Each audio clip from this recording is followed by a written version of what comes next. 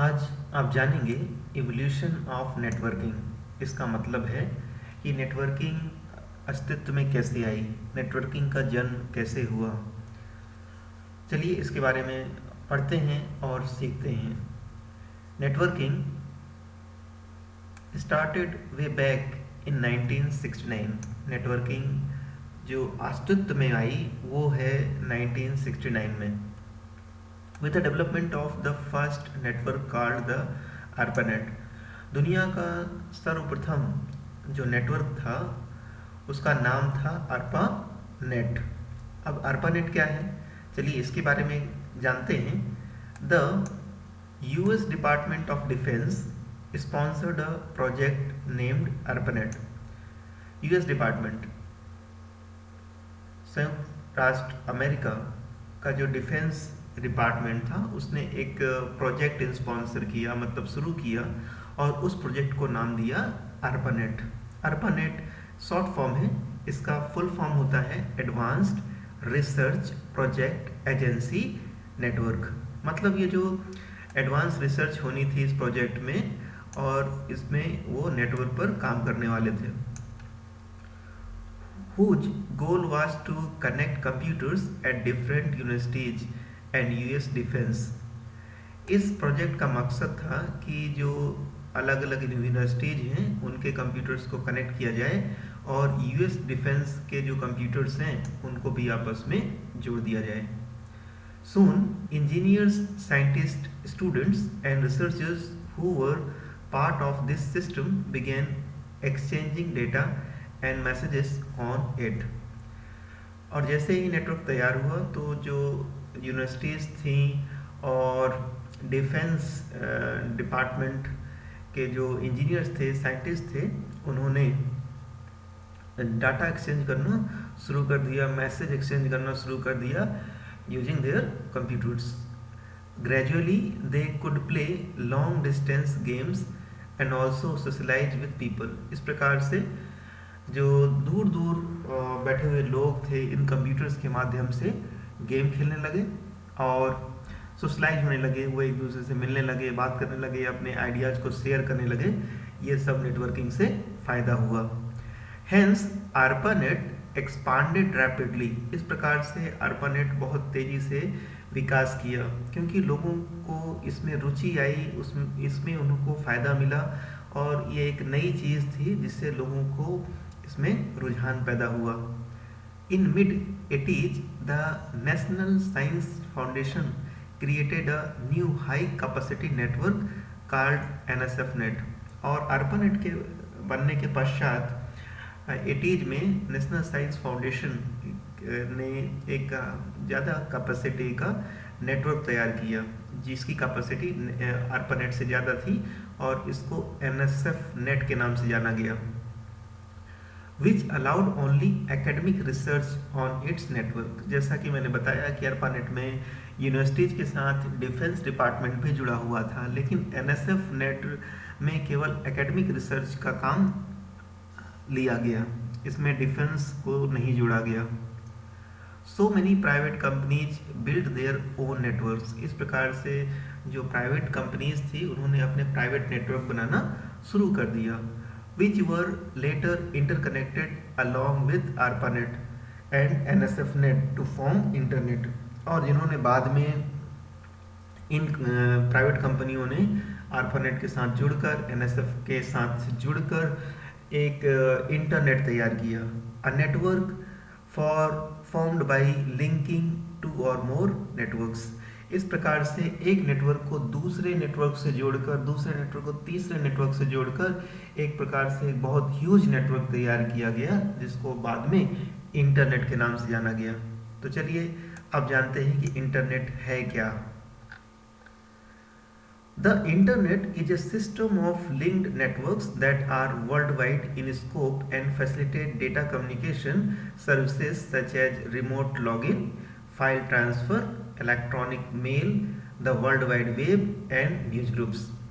Internet का मतलब है कि देश विदेश में जो नेटवर्क हैं, computer networks, television networks, telephone networks, इन सारे नेटवर्क्स अगर आपस में जोड़ दिया जाए तो एक ह्यूज नेटवर्क तैयार हो जाता है, और ये नेटवर्क जो है बहुत ही ज़्यादा यूजफुल होता है रिमोट लॉगिंग के लिए, जिससे कि आप किसी भी कंप्यूटर्स के डेटा को एक्सेस कर सकें, चाहे वो दुनिया में कहीं पर भी हो। इसके द्वारा फाइल ट्रांसफ़र, इलेक्ट्रॉनिक मेल जिसको आप ईमेल के नाम से जानते हैं, द वर्ल्ड वाइड वेब और न्यूज ग्रुप्स तैयार किए गए, जिससे कि सेकेंड्स में दुनिया के एक कोने की खबर दूसरे कोने तक आसानी से पहुंच सके। The internet is made up of many networks each run by different companies and are interconnected at peering. जो इंटरनेट है ये मेनली जो नेटवर्क है अलग अलग देशों में प्रदेशों में जो नेटवर्क चलाया जाता है प्राइवेट कंपनीज के द्वारा, इस नेटवर्क को एक दूसरे से जोड़कर इंटरनेट तैयार किया जाता है। It is really a network of networks spread across the globe. ये एक ऐसा नेटवर्क है, यह एक ऐसा नेटवर्क है जो अक्रॉस द ग्लोब अवेलेबल है। इसमें कोई लिमिटेशन नहीं है, कोई बाउंड्री नहीं है, किसी प्रदेश देश की कोई बाउंड्री नहीं है। इससे जो कम्युनिकेशन है कहीं से भी किया जा सकता है, इस पर कोई रिस्ट्रिक्शंस नहीं होते हैं। All of which are connected to each other. इसमें सभी कंप्यूटर्स एक दूसरे से कनेक्ट होते हैं। This super network is a glorified वैन। इस प्रकार से इस सुपर नेटवर्क को क्या नाम दिया गया, वैन, जिसको कि आप वाइड एरिया नेटवर्क के नाम से जानते हैं। In many respects it connects many smaller networks together and allows all the computers to exchange information with each other through a common set of rules for communication। Internet में छोटे बड़े giant सभी प्रकार के नेटवर्क को आपस में जोड़ दिया जाता है। इस प्रकार से हम कह सकते हैं कि जो इंटरनेट है नेटवर्क ऑफ नेटवर्क्स है, और इसमें कुछ सेट ऑफ रूल्स होते हैं कम्युनिकेशन के, जिसमें यूजर्स को या हार्डवेयर्स को वो चीज़ें फॉलो करनी पड़ती हैं, ऑपरेटिंग सिस्टम्स को, सॉफ्टवेयर्स को वो सब चीज़ें फॉलो करनी होती हैं। These rules are called protocols. और जो इंटरनेट के रूल्स होते हैं उनको प्रोटोकॉल्स के नाम से जाना जाता है। And the internet uses transmission control protocol. Internet protocol, internet जो है दो प्रकार के प्रोटोकॉल्स को यूज करते हैं मेनली, और ये हैं ट्रांसमिशन कंट्रोल प्रोटोकॉल, जिसको शॉर्ट में टीसीपी के नाम से जानते हैं, और दूसरा होता है इंटरनेट प्रोटोकॉल, जिसको आईपी के नाम से जानते हैं। Programs such as web browsers, file transfer protocol, FTP client and email clients are some of the most common ways through which the users work on the internet. अगर हम internet पे काम कर रहे हैं तो हमें इंटरनेट से इंटरेक्ट करने के लिए कुछ सॉफ्टवेयर्स की ज़रूरत होती है, जैसे कि web browsers, file transfer protocol, FTP clients, email clients. इन सॉफ्टवेयर्स की ज़रूरत हेल्प से हम इंटरनेट की सर्विसेज का यूज कर पाते हैं। With the meteoric rise in demand for connectivity, the internet has become a communication highway for millions of users। इस प्रकार से इंटरनेट की हेल्प से मिलियंस ऑफ यूजर्स जो हैं कम्युनिकेशन करते हैं world wide. The internet was initially restricted to military and academic institutions. जब इंटरनेट की शुरुआत हुई थी तो उसमें रिस्ट्रिक्टेड किया गया था मिलिट्री और एकेडमिक इंस्टीट्यूशंस को।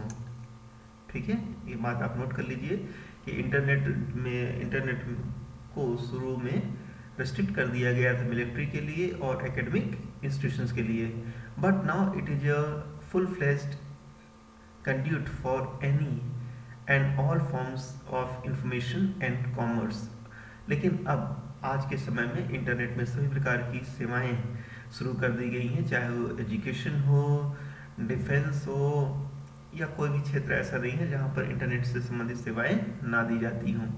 Internet websites now provide personal, educational, political and economic resources to every corner of the planet. अब इंटरनेट वेबसाइट्स के माध्यम से सभी प्रकार की जो सर्विसेज हैं प्रोवाइड की जाती हैं, चाहे वो पर्सनल सर्विसेज हों, एजुकेशनल हो, पॉलिटिकल हो, इकोनॉमिकल हो, ये सभी प्रकार के जो रिसोर्स मटेरियल हैं अवेलेबल है वर्ल्ड वाइड या अक्रॉस द प्लैनेट। अब आप जानने सीखेंगे कि ये इंटर स्पेस क्या है। इंटरनेट तो आपने जान लिया, लेकिन ये इंटर स्पेस क्या होता है। बहुत सारे लोग कंफ्यूज हो जाते हैं कि क्या इंटरनेट ही इंटर स्पेस है। तो चलिए हम आपके डाउट्स को दूर कर दिए जाते हैं। देखिए इसकी डेफिनेशन क्या है। It is a client server software. It is a client server software program that allows multiple users to communicate online with real-time audio, video and text chat in dynamic 3D environment। तो internet के माध्यम से जो आप अभी तक services use कर पा रहे हैं वो तो मोस्टली कम्युनिकेशन है, ऑनलाइन चैट है, रियल टाइम ऑडियो वीडियो है, टेक्स्ट चैट तो आप करते ही हैं। लेकिन इंटर स्पेस में इंटरनेट की स्पीड बहुत ज़्यादा बढ़ जाती है और वो रियल टाइम हो जाता है। मतलब इसकी it is too much fast, इसकी स्पीड बहुत ज़्यादा तेज होती है और ये 3D इन्वायरमेंट और डायनेमिक 3D इन्वायरमेंट प्रोवाइड करता है, जिससे कि आप लोगों की वर्चुअल इमेज को देख पाते हैं, उनसे इंटरेक्ट कर पाते हैं, वो भी रियल टाइम में। तो ये फास्ट स्पीड जो इंटरनेट है इसको ही हम इंटर स्पेस का नाम देते हैं। It provides the most advanced form of communication technology. It provides the most advanced form of communication technology। ये communication technology का बहुत ही एडवांस्ड फॉर्म होता है, जो कि अभी लेटेस्ट में ये सर्विसेज अवेलेबल हैं, लेकिन बहुत सारे लोगों की रीच में भी नहीं है अभी ये available today. It is a vision of what internet will become tomorrow. ये एक विजन तैयार करता है कि इंटरनेट बाद में और क्या बेहतर सेवाएं प्रदान कर सकता है। The users will be able to communicate in multiple ways and from multiple sources instantly. Internet में आगे चलकर ये सुविधाएं भी आ सकती हैं कि यहाँ पर लोग मल्टीपल वेज मतलब कई तरीक़ों से कम्युनिकेशन कर पाएंगे, इंस्टेंटली कम्युनिकेशन कर पाएंगे और एक साथ कई काम को वो कर पाएंगे। Requirement of a network. अगर एक नेटवर्क तैयार करना है तो हमें किन चीज़ों की ज़रूरत पड़ेगी। ये बहुत ही इंपॉर्टेंट टॉपिक है, ध्यान सुनिए। नेटवर्क बनाने के लिए किन चीज़ों की ज़रूरत होती है। एवरी नेटवर्क इंक्लूड्स, हर एक नेटवर्क में ये सारी चीज़ें होनी चाहिए। पहला, एटलीस्ट 2 कंप्यूटर्स होने चाहिए जिनको कि आप कनेक्ट करना चाहते हैं। उनमें से एक होगा सर्वर और दूसरा होगा क्लाइंट वर्क स्टेशन। नेटवर्क बनाने के लिए चाहिए आपको नेटवर्क इंटरफेस कार्ड, जिसको शॉर्ट में NIC बोलते हैं।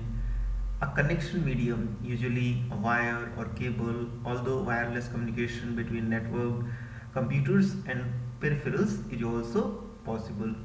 नेटवर्क बनाने के लिए आपको एक सिंपल वायर चाहिए, या ये नेटवर्क वायरलेस भी हो सकता है, जिससे कि 2 नेटवर्क कंप्यूटर को आपस में जोड़ा जा सके और उनके पेरिफेरल्स को आपस में जोड़ा जा सके। Network operating system software such as Microsoft Windows NT 2000, Novell, NetWare, Unix and Linux. Network को सपोर्ट करने वाले आपको एक ऑपरेटिंग सिस्टम की जरूरत पड़ेगी। इनमें से कोई भी ऑपरेटिंग सिस्टम लिया जा सकता है, जैसे कि माइक्रोसॉफ्ट विंडोज NT जो कि इंटरनेट को सपोर्ट करता है, नेटवर्क को सपोर्ट करता है। 2000, Novell, NetWare, Unix and Linux, इनमें से कोई भी ऑपरेटिंग सिस्टम आप यूज कर सकते हैं नेटवर्क बनाने के लिए। इसके बाद है network terminology. Network terminology. Before continuing our study on networks, let us first learn about some terminologies commonly used in networking. Before continuing our study, ये स्टडी करने से पहले नेटवर्क पे चलिए हम जानने की कोशिश करते हैं कौन कौन से टर्म्स नेटवर्क में यूज किए जाते हैं। इन टर्म्स को सीखना बहुत ज़रूरी है। पहला टर्म है नोड्स। नोड्स को वर्क स्टेशंस भी बोलते हैं। अब ये नोड्स या वर्क स्टेशन क्या होते हैं। A computer become a node, also called a work station. A computer becomes a node, एक कंप्यूटर जो है नोड बन जाता है, ऑल्सो कॉल्ड वर्कस्टेशन, इसको वर्कस्टेशन भी बोलते हैं। As soon as it is attach to a network, network से जुड़ने वाला कोई भी कंप्यूटर जो नेटवर्क का एक पार्ट होता है उसको हम नोड या वर्कस्टेशन बोल सकते हैं। Each user on a network works on a workstation, if there are no nodes there would be no network. इस प्रकार से हर एक यूजर नोड के माध्यम से, नोड या कंप्यूटर के माध्यम से मतलब इंटरनेट से जुड़ जाता है, नेटवर्क से जुड़ जाता है। अगर यहाँ पर कोई नोड नहीं होगा तो नेटवर्क भी पॉसिबल नहीं होगा।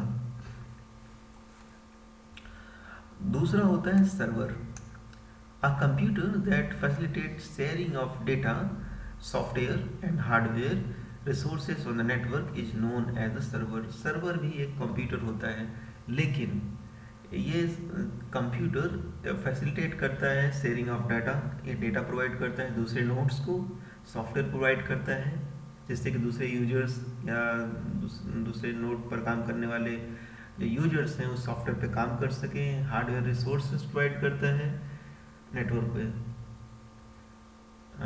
जिसको कि सर्वर के नाम से जानते हैं। A network can have more than one server also, एक नेटवर्क में एक से अधिक सर्वर भी हो सकते हैं। Each server has a unique name by which it is identified, हर एक सर्वर का एक यूनिक नाम होता है जिससे कि वो आसानी से नेटवर्क में आइडेंटिफाई किया जा सके, पहचाना जा सके। बाय ऑल द नोड्स, हर नोड के द्वारा जो कि नेटवर्क में कनेक्ट है। Servers can be of two types, server जो है दो प्रकार के होते हैं। तो इन सर्वर्स के बारे में जानेंगे अगले वीडियो में। तो अगला वीडियो बने और आप तक पहुंचे, इसलिए इस चैनल को सब्सक्राइब करिए। ये चैनल जो है सीबीएसई स्टूडेंट्स को कंप्यूटर साइंस, इंफॉर्मेटिक प्रैक्टिस और आम लोगों को टेक्नोलॉजी से कनेक्ट करता है। ये चैनल कई प्रकार की तकनीकी ज्ञान को एक आम आदमी को उसके भाषा में, आसान हिंदी भाषा में समझाने का प्रयास करता है। तो इस चैनल को सब्सक्राइब करिए, टेक्नोलॉजी से अपडेटेड रहिए, वीडियो को लाइक करिए जिससे कि इस तरह की वीडियो आप तक पहुंचते रहें और मैं बनाता रहूं। वीडियो को शेयर करिए दूसरे स्टूडेंट्स के साथ या दूसरे लोगों के साथ, जिससे वो टेक्नोलॉजी के बारे में जान सकें, सीख सकें और अपने जीवन में सफलता प्राप्त कर सकें। आप सभी का धन्यवाद।